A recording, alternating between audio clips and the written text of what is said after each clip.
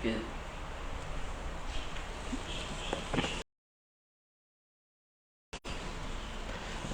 Assalamualaikum warahmatullahi taala wabarakatuh.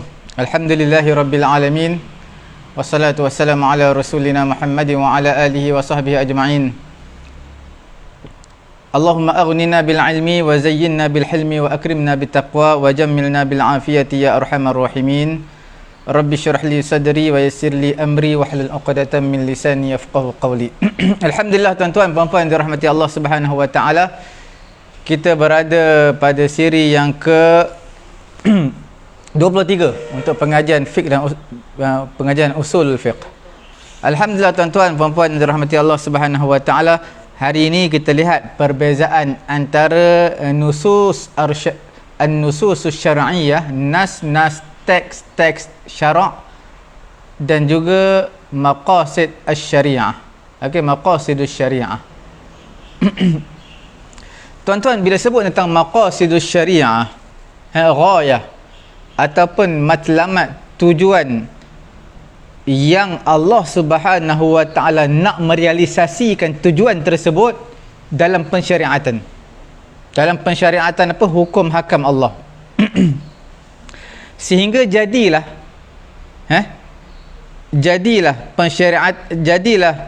maksud daripada kita panggil, jadilah matlamat yang Allah Taala nak jadi dapat ditatbikkan, okey, dapat diadaptasikan dalam kehidupan.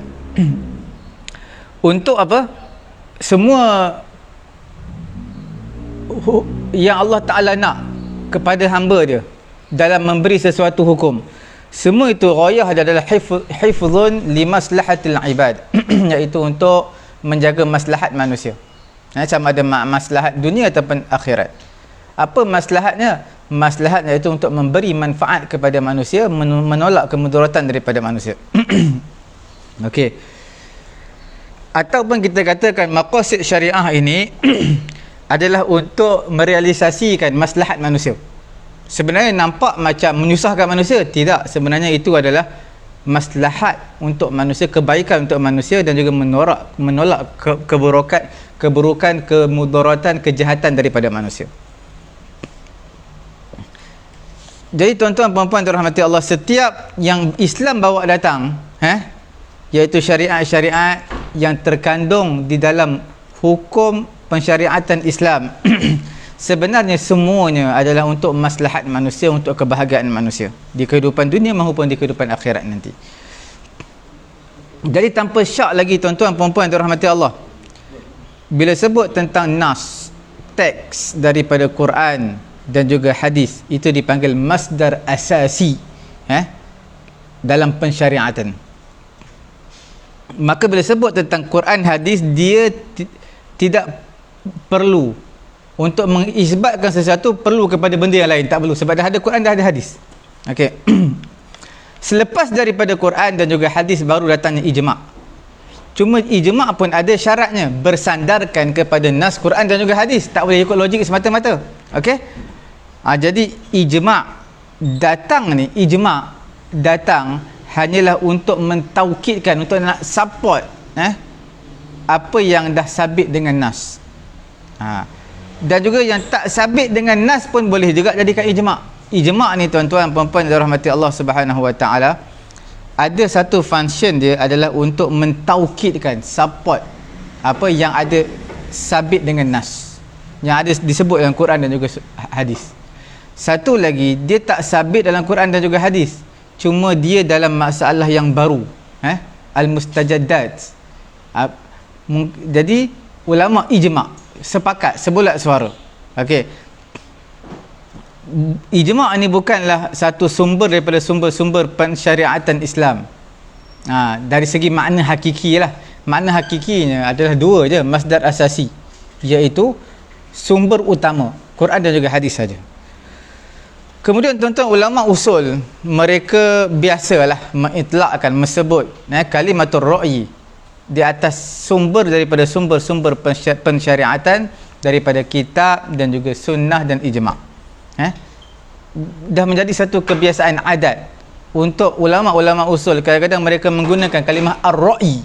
Ra'yi itu makna logik ataupun pendapat. Okey. Cuma kalimatul ra'yi ni di sisi ulama usul maksudnya apa? Merangkumi qiyasnya, istihsan, istislah, istishab. Cuma sebahagian di kalangan ulama usul mereka berpendapat minal afdal, antara yang afdal digunakan kalimah maqasidus syariah menggantikan perkataan kalimah ar-ra'yi. Okey. Kerana ar-ra'yi dari segi hakikatnya dia bukan masdar, bukan sumber daripada pensyariatan. Jadi tak sesuai, jadi dia menjadi sumber kepada pensyariatan. Sebab ar-ra'yi ni bukan ar-ra'yi pendapat. Okey. Bahkan ar-ra'yi ma huwa illa al-alah allati yaktashifu bihal masdar alladhi tasaddara anhu al-ahkam. Tasduru anhu al-ahkam. Jadi sebenarnya ar-ra'yi ni kita panggil dia apa? Satu alat je. Satu wasilah untuk kita sampai kepada satu hukum. Boleh? Contohnya seperti illah pada qiyas, maslahat mursalah pada istislah yang kita akan bincangkan. Kemudian darurah pada istihsan.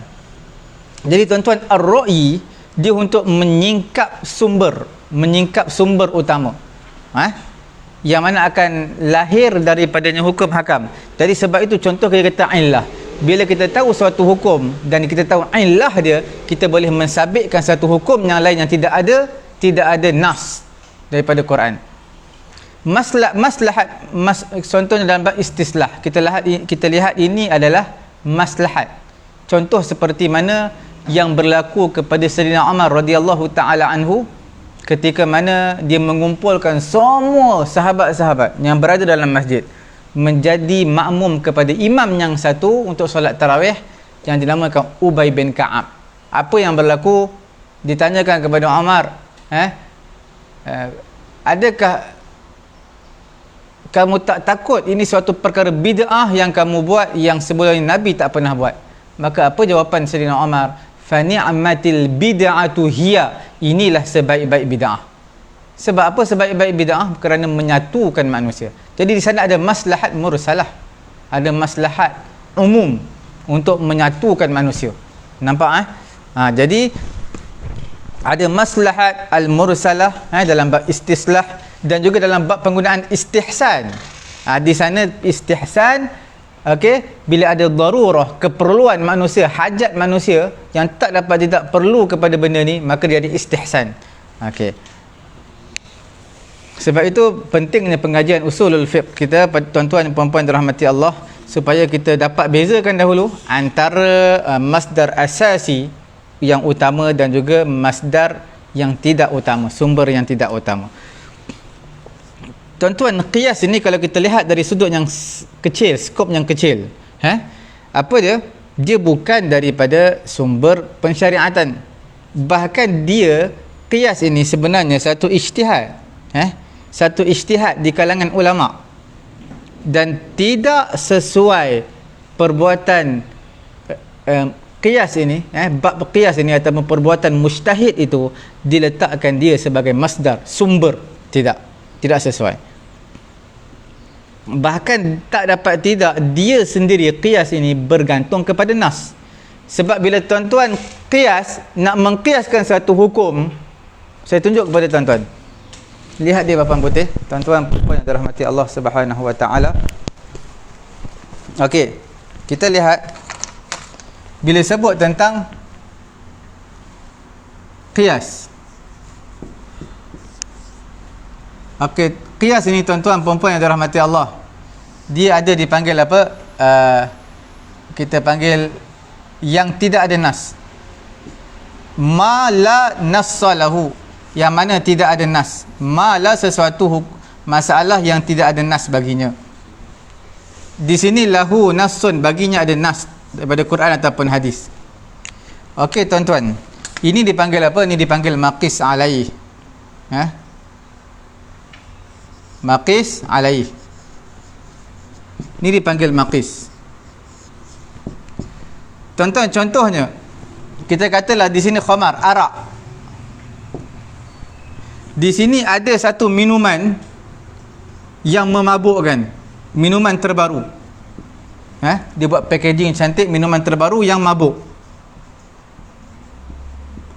Jadi tuan-tuan, kita nak hukumkan minuman yang memabukkan ini apa? Adakah sama seperti mana arak? Hukumnya haram. Sedangkan ini minuman yang baru, tak ada pun sebelum ni. Jadi kita lihat kepada satu illah. Illah ini adalah sebab. Ini masalah yang ada teks. Quran sebut ya ayyuhallazina amanu innamal khamru wal maisiru wal ansab. Jelas sekali fajtanibuhu la'allakum tuflihun. Ada nas Quran. Di sini tak ada nas minuman yang baru. Jadi kita lihat bila mana arak ni memabukkan, hukumnya haram, maka minuman yang memabukkan yang tidak ada pun pada zaman Nabi ini juga dikiaskan sama, hukumnya sama. Kerana apa hukumnya sama? Kerana di sana ada illah. Sebab itu kita bagi tahu, kita akan dalam bab ar-ra'yi, maqasidus syariah kita bagi tahu tadi, okey, dia sebenarnya dalam bab istihsan, dalam bab istislah. Lagi apa lagi tadi? Dalam bab qiyas. Semua ini yang utamanya adalah kita lihat qiyas kepada illah, sebab dia. Illah dia sama, hukumnya sama. Istislah kita lihat kepada apa? Maslahah mursalah. Okey? Ini semua term tuan-tuan. Term. Istihsan kita lihat dia adalah darurah ataupun tidak. Okey? Jelas. Okey, tuan-tuan puan-puan yang dirahmati Allah Subhanahu wa taala. Imsahu. Okey.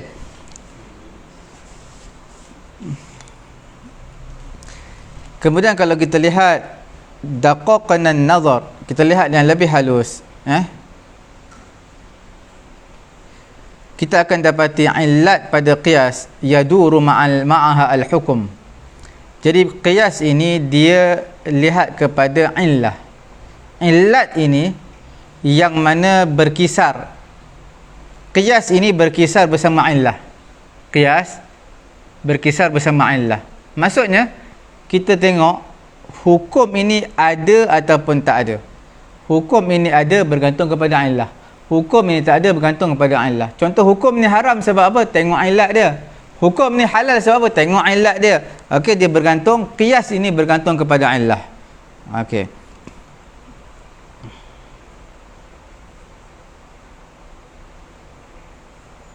Betapa banyak illat yang kita lihat sesungguhnya telah menjadi sia-sia.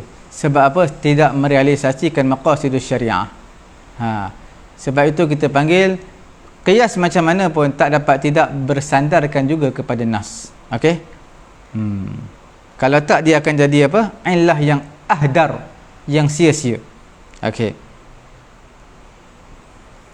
Tuan-tuan puan-puan yang dirahmati Allah Subhanahu wa taala, seperti mana tuan-tuan tahu, bila sebut tentang pensyariatan Islam, dia adalah pensyariatan daripada Allah Subhanahu wa taala, dan tidak ada yang memberi hukum, tidak diterima sebarang hukum melainkan semua hukum daripada Allah Subhanahu wa taala. Okey.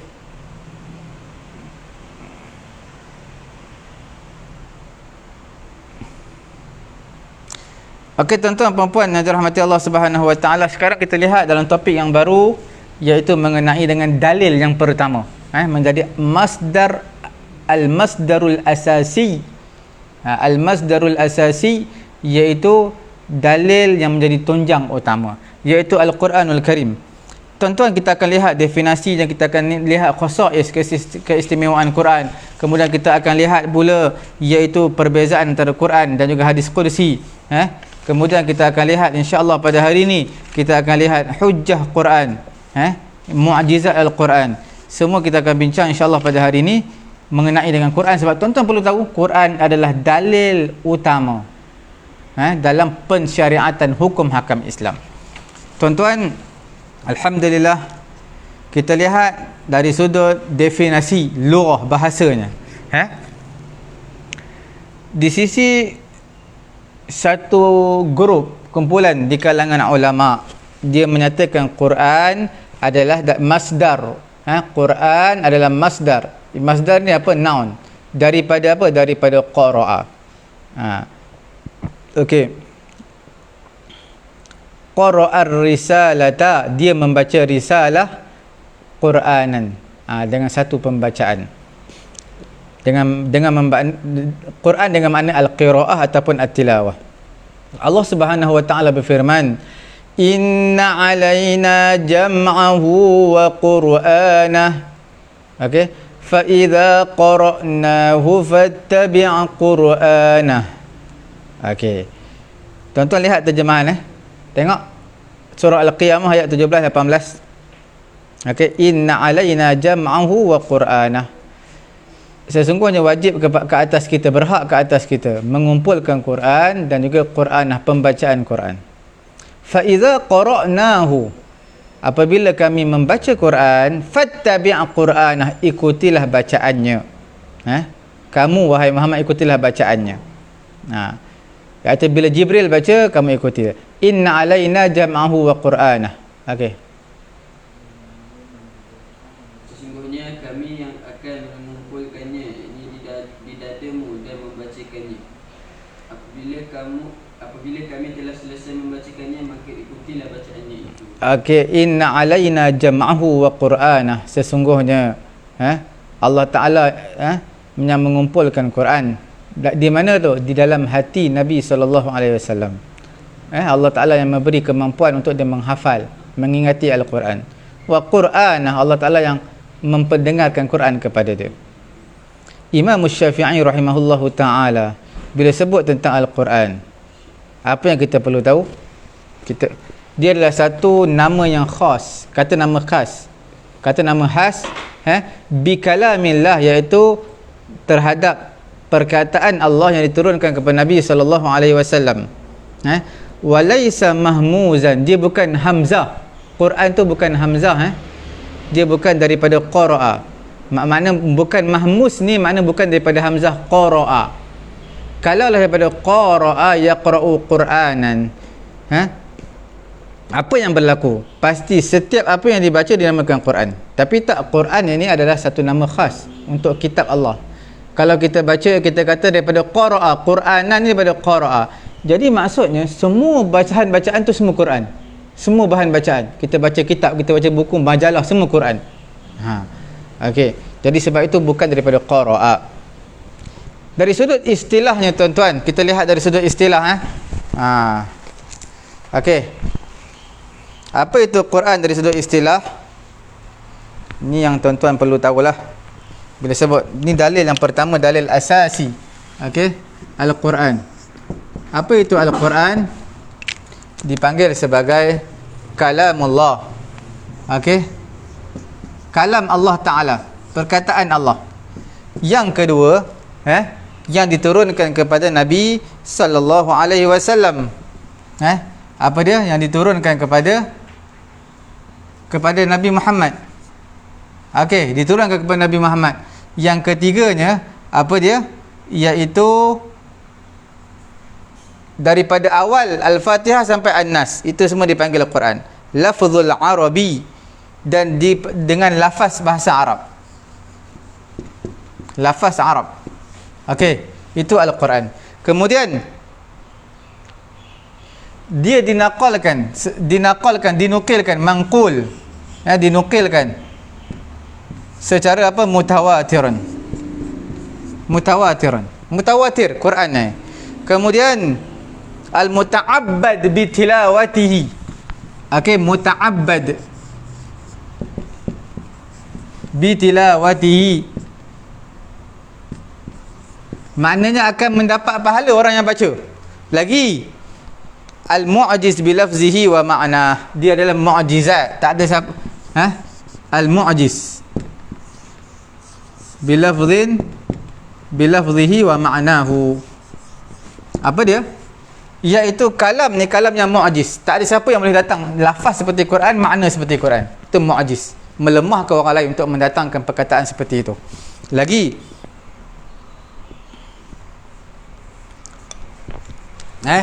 bermula dengan Al-Fatihah. Okey. disudahi dengan an-nas. Ini sudut istilah. Tuan-tuan nampak apa itu bila sebut Al-Quran, apa sudut dari segi istilahnya, iaitu perkataan Allah ala Muhammad, ke atas Nabi Muhammad, dengan lafaz bahasa Arab yang dinukilkan secara mutawatir, kemudian dijadikan ibadat pembacaannya, mendapat pahala maknanya. Mu'jiz, iaitu satu lafaz Quran, makna Quran tak ada siapa boleh bawa datang sebanding dengan Quran, bermula daripada Al-Fatihah sampai An-Nas. Okey, tuan-tuan puan-puan yang dirahmati Allah Subhanahu wa taala. Nampak Sekarang kita lihat mutawatir. Nanti kita akan bincang mutawatir. Apa itu maksud mutawatir? Mutawatir ni tuan-tuan, satu perkara yang tuan-tuan berkumpul lah satu dunia untuk ubah Quran, untuk ubah baris Quran, kalimah Quran, tidak akan termampu. Sebab apa? Dah datangnya mutawatir, semua dah tahu. Contoh, tuan-tuan kata tuan-tuan akan pergi ke Jepun. Tuan-tuan tak biasa pergi Jepun. Tuan-tuan kata saya akan pergi ke Jepun esok pagi, naik flight. Tuan-tuan, nama Jepun tu, tuan-tuan tahu nama Jepun, tapi tak pernah lihat, dan tak pernah pun tuan-tuan lihat dengan mata negara Jepun. Mereka tengok kat TV macam tu, dia tak tahu betul ke tak. Jadi nak bagi tahu yang mutawatir, tak ada siapa yang dapat bohong. Bila sebut tentang Jepun, semua tahu. Bila sebut tentang Makkah, Makkatul Mukarramah, di sana ada Kaabah. Mekah sana ada Kaabah. Tuan-tuan tak pernah pergi Mekah pun, tak pernah buat umrah haji, tapi bila orang sebut kata Mekah, di sana ada Kaabah, tuan-tuan akan percaya. Sebab dah mutawatir. Semua yang sudah tu dipanggil mutawatir. Mustahil lah kalau kita kata Mekah tak, walaupun saya tak pernah pergi, saya tak percaya di sana ada Kaabah. Itu perkara mustahil. Sebab apa? Sebab semuanya manusia akan kata di sana ada Kaabah. Okey, tuan-tuan puan-puan yang dirahmati Allah Subhanahu wa taala. Okey, kemudian kita lihat dari sudut keistimewaan, khususiyah Al-Quran, keistimewaan Al-Quran. Tuan-tuan puan-puan yang dirahmati Allah Subhanahu wa taala, kita lihat ada beberapa keistimewaan. Pertamanya, Quran adalah kalamullah, diturunkan kepada Nabi Muhammad, tetapi melalui perantaraan Jibril alaihi salatu wassalam.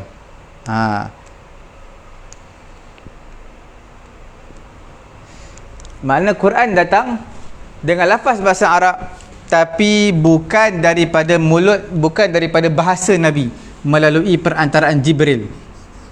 Okey, Jibril yang sebut, Nabi yang ikut. Bukan kata daripada cara Nabi, daripada uslub, struktur ayat Nabi, bukan. Tapi Jibril, Nabi ikut Jibril. Okey, dan Jibril ambil daripada siapa? Jibril ambil daripada Allah Subhanahu wa taala. Okey.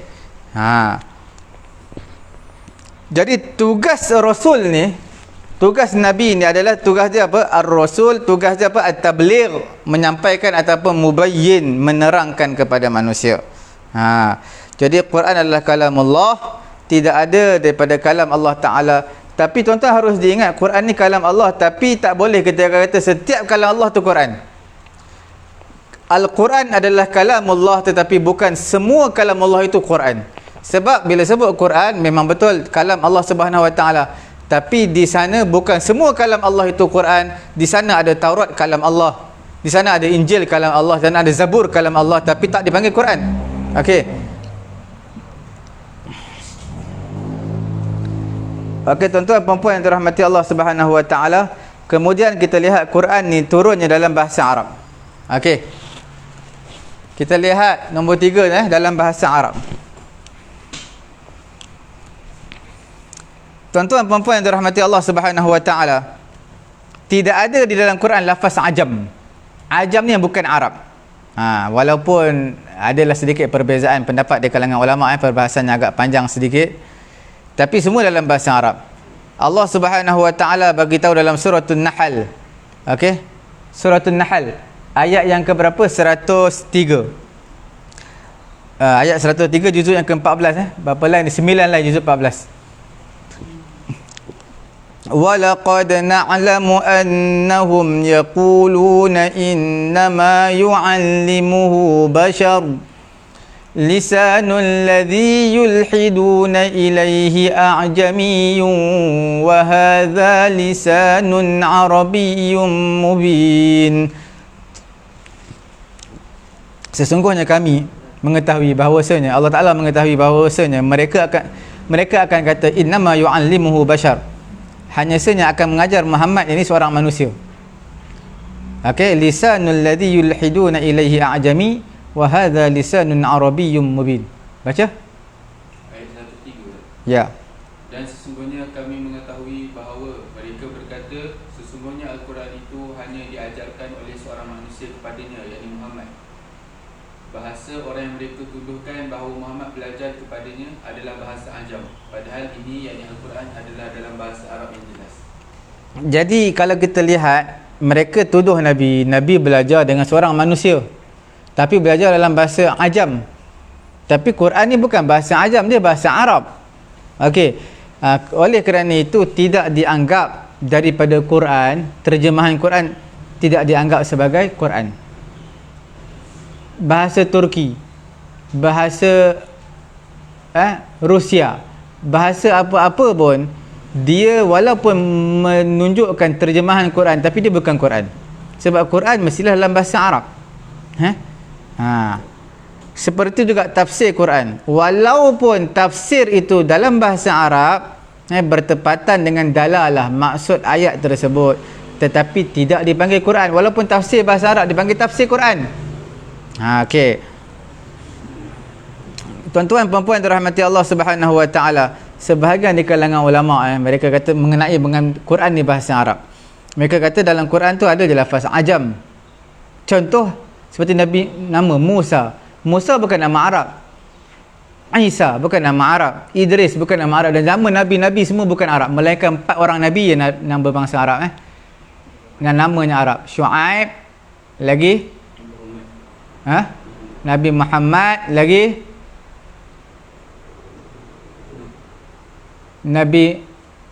Nabi Hud, lagi Nabi Saleh.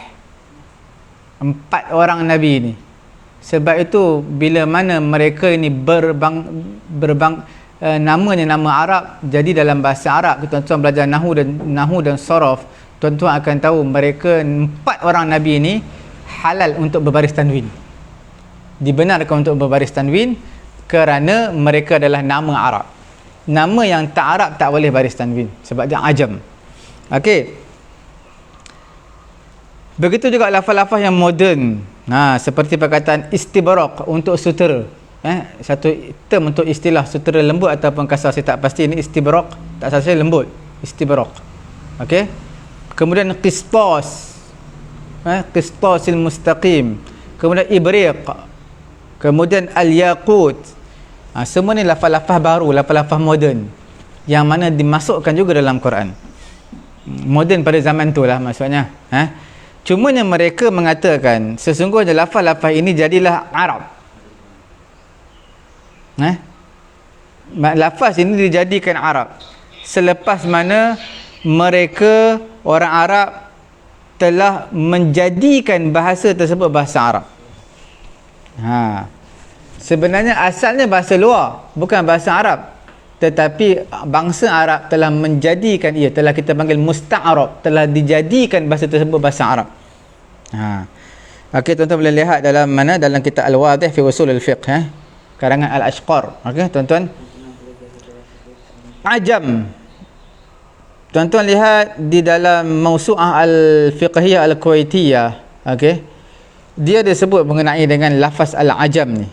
Al-Ajami man kana min ghairi jinsil Arab. Jenis yang bukan Arab dipanggil Ajami. Ajami ada ya nisbah. A'jamiyun adalah orang yang tak fasih. Orang yang tak fasih berbahasa Arab walaupun dia berbangsa Arab. Dia orang Arab tapi tak pandai cakap Arab sangat. Arab maknanya Arab fusha lah. Dia tak fasih. Kemudian jamak kepada a'jami adalah apa? Adalah a'jamiyun. Cuma secara ghalib kebiasaannya yang diitlakkan adalah orang yang bukan Arab. mimman yantiqu bi lughatin ukhra min al-lughat al-mukhtalifah fil alam. Orang yang bertutur dalam bahasa selain Arab itulah dipanggil a'jami. Itu yang secara ghalibnya. Asalnya apa? Untuk orang yang tak fasih bahasa Arab, yang tak fasih bahasa Arab walaupun dia berbangsa Arab. Okey, tuan-tuan puan-puan yang dirahmati Allah Subhanahu wa taala.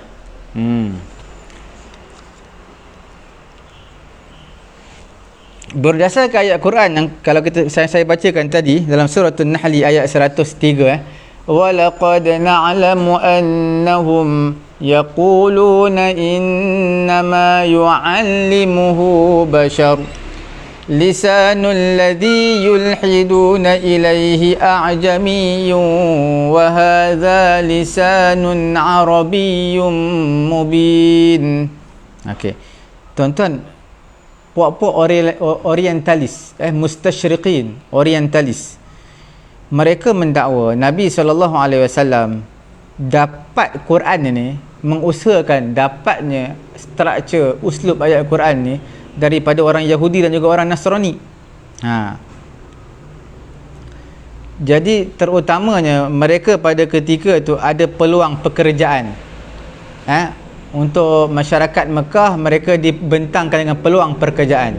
Jadi mereka nak ajarlah Nabi. Mereka nak ajar Nabi. Jadi mereka kata Nabi belajar daripada orang Yahudi dan juga orang Nasrani. Sebab peluang pekerjaan untuk Yahudi dan Nasrani banyak pada ketika itu untuk masyarakat Mekah. Okey. Cuma kebarangkalian al-ihtimalat ini, ihtimal ini telah ditolak oleh ayat yang kita bacakan tadi, walaqad na'lamu annahum yaquluna innama yu'allimuhu basharu. Yang kata ada seorang manusia ajar Nabi, lisanul ladzi yulhiduna ilaihi a'jamiyyun wa hadha lisanun arabiyyun mubin. Okey, Quran ini dari segi uslub, struktur ayatnya, susunannya cukup indah dan hebat. Sehingga boleh sampai ke tahap mustahil. Orang ja'a man haula alladhina la yuhsinuna an-nutq bil arabiyyah min al-yahud wan nasara. Jadi sudah menjadi satu perkara yang ajaib, lagi pelik apabila kita kata Nabi mengambil Quran daripada orang Yahudi dan juga orang Nasrani. Sedangkan Yahudi Nasrani ini, mereka tidaklah sastra Arab mereka tu hebat seperti mana sastrawan Mekah. Jadi macam mana Nabi boleh belajar bahasa Al-Quran yang ada dalam bahasa dalam Quran itu daripada mereka, sedangkan mereka pun tidak sampai ke tahap sastrawan Arab yang masyhur di Mekah pada ketika itu. Okey.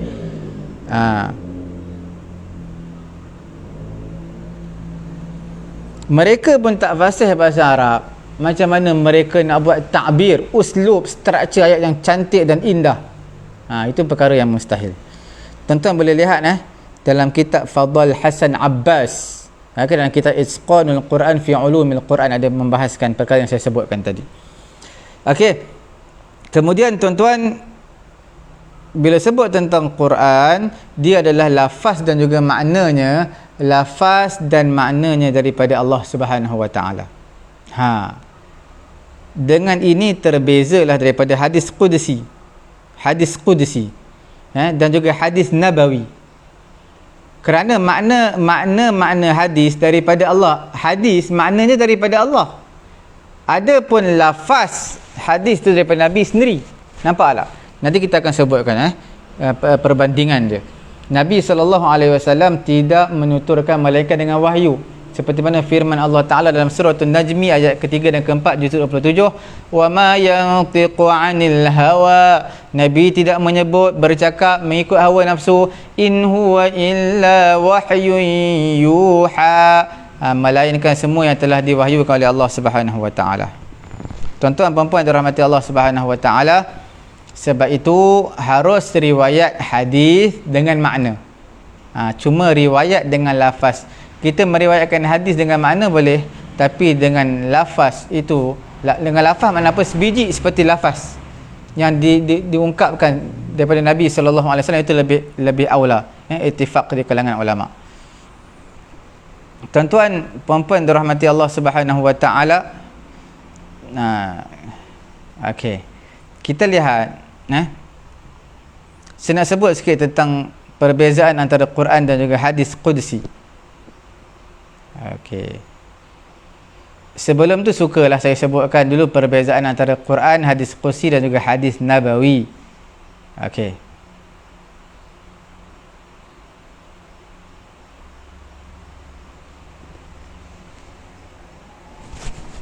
Okey, tuan-tuan puan-puan yang dirahmati Allah Subhanahu wa taala. Boleh imsahu? Okey Sekarang kita lihat tuan-tuan puan-puan yang dirahmati Allah Subhanahu wa taala, kita lihat di mana? Di papan putih kita lihat.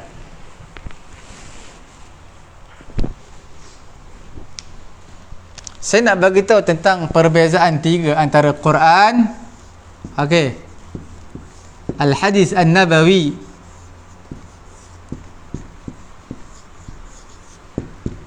dan juga Al-Hadis Al-Qudsi.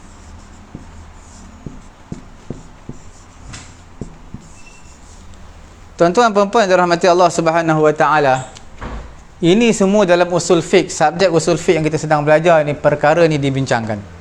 Dan tak dapat tidak dalam ulum Al-Quran juga dibincangkan perkara ni. Tak dapat tidak juga tuan-tuan dalam ulumul hadis perkara yang sama. Okey, sebab itu kita bagi tahu pelajaran usulul fiqh ada kaitan dengan semua ilmu. Okey tuan-tuan puan-puan dirahmati Allah Subhanahu wa taala, Al-Quran ni apa? Al-Quran ni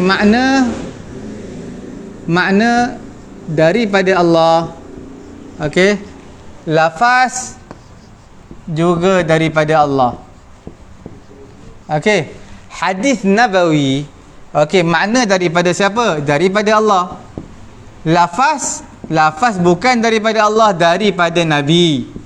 Okey. Hadis qudsi, makna daripada siapa? Daripada Allah. Makna hadis tu, matan hadis, kita panggil matan hadis, daripada siapa? Daripada Allah. Makna matan tu mana lafaz lah. Makna mafhum daripada hadis daripada Allah. Cuma lafaz tersebut daripada siapa ya? Lafaz ini juga daripada Nabi, tetapi dalam kurungan dinisbahkan kepada Allah. Nusiba ilallah, dinisbahkan kepada Allah. Kepada Allah. Okey tuan-tuan, saya sebutkan dalam kitab Al-Wadih fi Usulul Fiqh karangan Al-Ashqar. Tuan-tuan lihat, dia sebut perbezaan antara Quran dan juga hadis Al-Qudsi. Quran ini dari segi lafaz dan makna semua daripada Allah. Ni makna daripada Allah, lafaz daripada Allah. Okey. Kemudian tuan-tuan,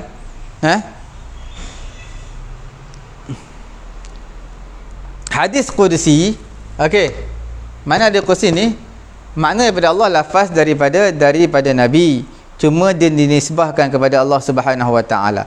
Macam mana maksud nisbah kepada Allah taala tu? Kita kata macam mana maksud dinisbahkan dengan Allah? Maksudnya bila mana dalam hadis anin Nabi, contoh an Abi Hurairah qala Rasulullah sallallahu alaihi wasallam qala Allah taala. Nampak dia gunakan perkataan qala Allah taala. Tapi bukan Quran ni. Bukan Quran. Dia hadis qudsi. Nampak? Okey.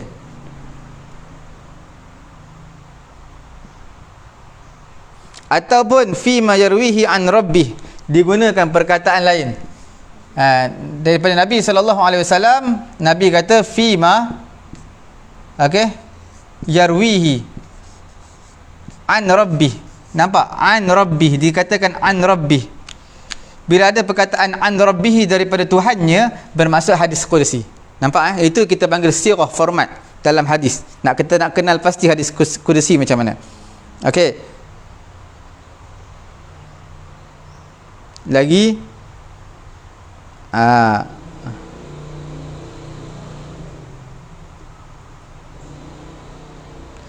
ada juga yang mengatakan, sebahagian di kalangan ulama mengatakan hadis qudsi ni adalah satu perkataan yang turun kepada Nabi Muhammad daripada perkataan Allah, lafaz dan makna. Ada sebahagian ulama, lafaz daripada Allah, makna pun daripada Allah untuk hadis qudsi. Cumanya sebagai ulama kata apa, perbezaan dia pada apa? Cuma hadis Qudsi ini tidak tahadda, tidak challenge, tidak mencabar satu kaum. Quran ini nak mencabar satu kaum. Siapa boleh datang ayat hebat macam Quran? Tak boleh. Jadi hadis Qudsi bukan untuk li tahaddi, bukan untuk tahaddi. Okey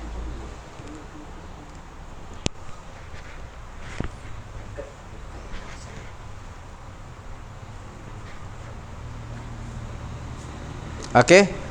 Tuan-tuan puan-puan yang dirahmati Allah Subhanahu wa taala. Okey, cukup.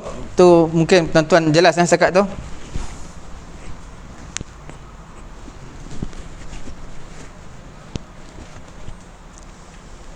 Kemudian tuan-tuan, apa cuma perbezaan kalau kita kata dia makna dan lafaz daripada Allah hadis Qudsi.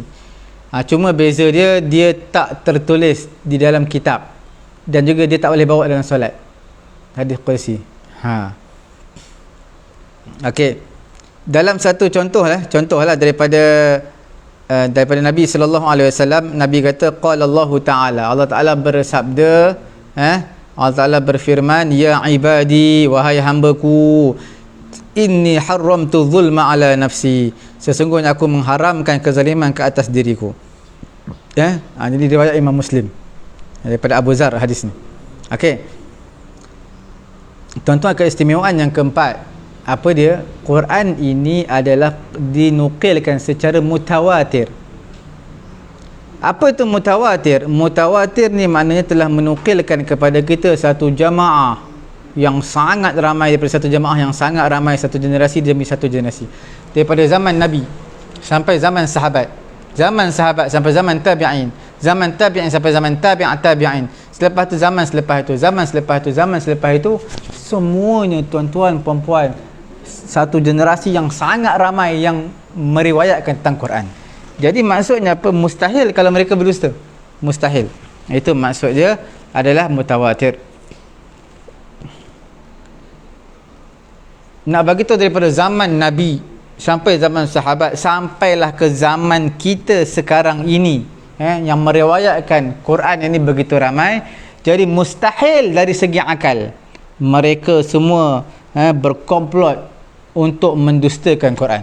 Sebab mungkin kalau orang nak buat rosak terhadap Quran, nak seleweng dengan Quran, ramai, tapi mustahil lah sampai satu generasi keseluruhannya. Okey. Dengan ini kita boleh kata sabitlah Quran yaqiniyah, secara yakin, dan tidak masuk ke atas Quran ini sebarang perubahan, sebarang penyelewengan. Okey tuan-tuan, seperti inilah dinukilkan kepada kita Quran, sampai kepada kita sekarang ini.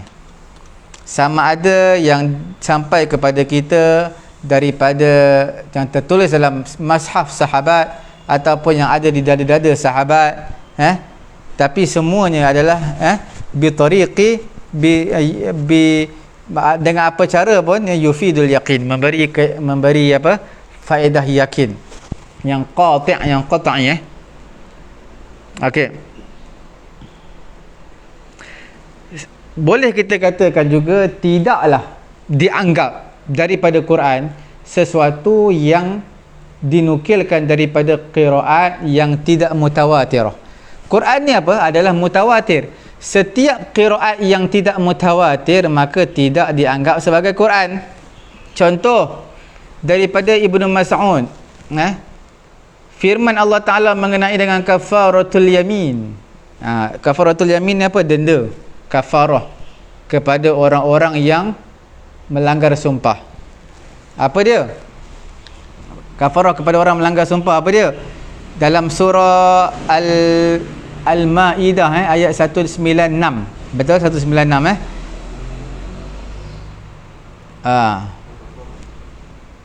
Cuba tengok juzuk yang ke-7, page yang pertama bawah sekali. Ayat ke berapa tu? Surah Al-Ma'idah tu. Ayat 196. Cuba tengok Quran. Juzuk yang ke-7, page yang pertama, ayat di bawah sekali. Page pertama juzuk 7. Al-Ma'idah ke apa? Al-Ma'idah, bukan. Al-Ma'idah. Juzuk 7. Page yang pertama, ayat bawah sekali. La yu'akhidhukumullahu billaghwi fi aymanikum walakin yu'akhidhukum bima aqadtumul aiman. Juzuk apa? Ayat apa? Ayat 89. Ayat 89 surah Al-Maidah. Okey. فكفارته إطعام 10 مساكين من أوسط ما تطعمون أهليكم أو كسوتهم أو تحرير رقبة فمن لم يجد فصيام 3 أيام. Nampak?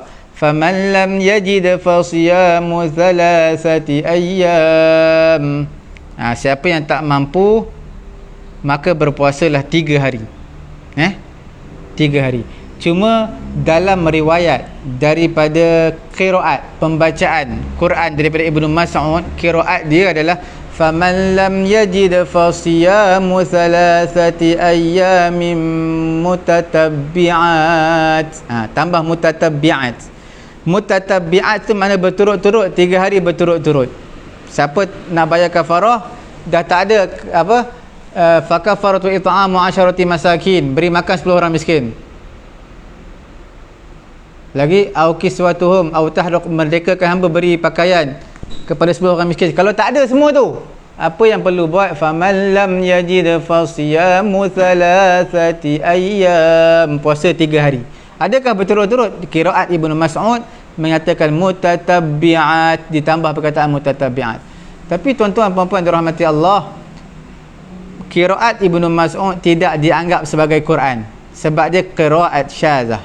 Okey, yang bukan mutawatirah. Qiraat yang bukan mutawatirah. Okey. Contohnya mengenai dengan ayat potong tangan. Surah apa ni? Surah Al-Maidah juga Juzuk, tuan-tuan bukalah juzuk yang ke-6. Juzuk yang ke-6 Berapa lay tu? 5 lay, 6 lay, 6 lay. 6 lay semuka, 6 lay plus 1 page. Surah juzuk yang ke-6. Ayat berapa?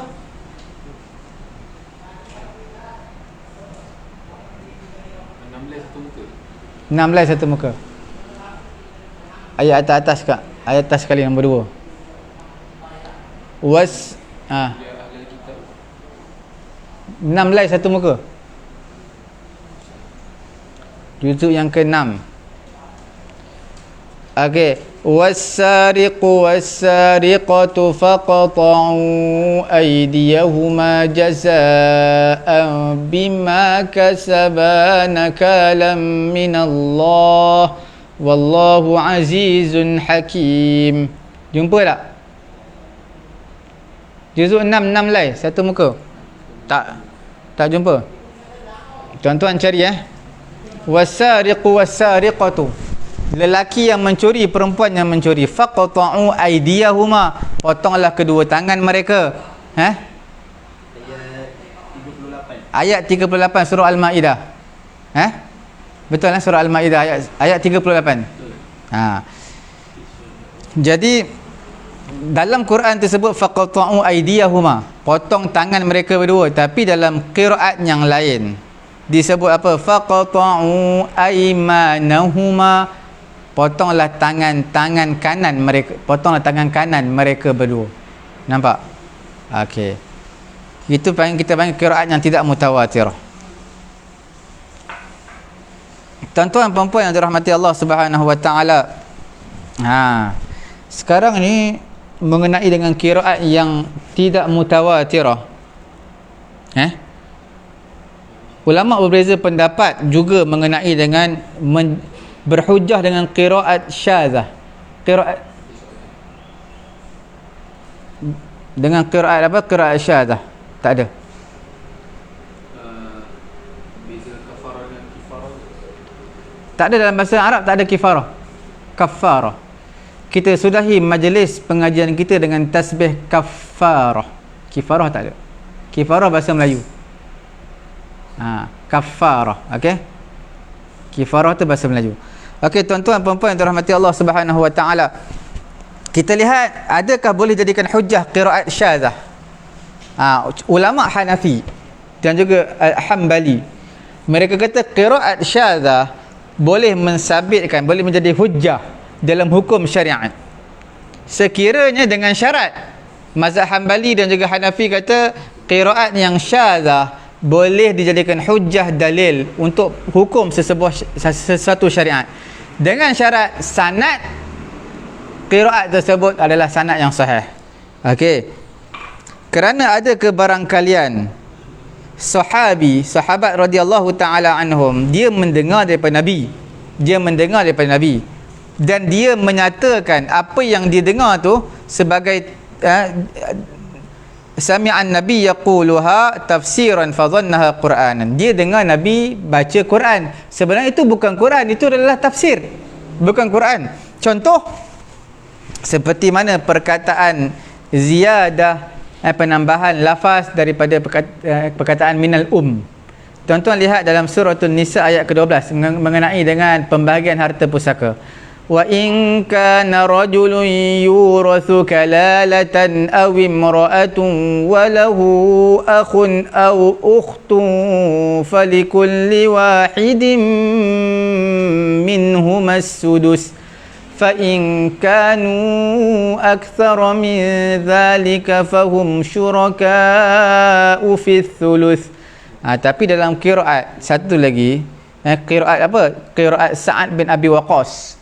Qiraat Sa'ad bin Abi Waqqas, dia baca ditambah minal wa in kana rajulun yurathu kalalatan aw imra'atun wa lahu akhun aw ukhtun minal ditambah minal okey, padahal minal tu memang Nabi sebut, tapi bukan ayat Quran. Sahabat menganggap ia Quran, sebenarnya dia adalah tafsir. Sekiranya seorang lelaki yurathu, diwarisi, ataupun seorang perempuan yang diwarisi kalalatan, secara kalalah, tak ada anak, tak ada mak ayah, ke atas tak ada, ke bawah tak ada, kalalah. Walahu akhun, cuma dia ada adik-beradik. Mana atas tak ada, bawah tak ada. Apa atas ada, bawah tak ada? Atas mak ayah, nenek moyang siapa semua tak ada. Bawah anak, cucu, cicit semua tak ada. Yang adanya tepi adik-beradik. Adik-beradik ada laki perempuan, ada seorang laki seorang perempuan. Cumanya walahu akhun aw ukhtun, Quran kata apa? Falikulli wahidin minhum as-sudus. Setiap seorang, kalau mereka ni dapat apa? 1/6. 1/6. Okey. Cuma dia sebut adik-beradik je, tak disebut adik-beradik seibu. Tapi dalam huraian Nabi sebut adik-beradik seibu, cuma tidak minal tidak dikatakan Quran dia sebagai tafsir daripada Nabi, tapi Sa'ad bin Abi Waqqas menganggap dia sebagai tafsir Al-Quran, sebagai ayat Quran. Manakala tuan-tuan perempuan yang dirahmati Allah, ulama Maliki dan juga Syafi'i, mereka kata qiraat yang tidak mutawatirah, qiraat yang syadzah, tidak boleh dijadikan hujjah, kerana ada ihtimal, kebarangkalian sahabat berkata mengenai satu ayat Quran, itu kemungkinan sahabat menyatakan satu ayat Quran sebagai bayan, menerangkan, ataupun sebagai tafsir di sisi dia bagi apa yang dibacakan. Mungkin sahabat Sa'ad bin Abi Waqqas dia bacakan walahu akhun aw ukhtum minal tu maksud tafsir kepada Sa'ad bin Abi Waqqas, tafsir dia, bukan ayat Quran. Nampak tak? Jadi sebab itu ulama Syafi'i, Maliki menyatakan tak boleh dijadikan sebagai hujjah.